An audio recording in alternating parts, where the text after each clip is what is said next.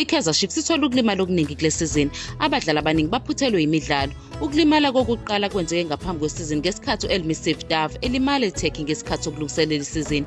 Ngemuva kwalokho kulimale nabanye abadlali abafana no-Edson Castillo, Castin Sireno, Dylan Solomons, Brandley Cross, Brandon Peterson, Kosingphile Ngcobo, Fiyantre Ntwari noTebogo Potsana. Emidlalweni wayo wokugcina neStellenbosch FC, i-Kaizer Chiefs kudingeka ukuthi ikhiphe abadlali abaningi.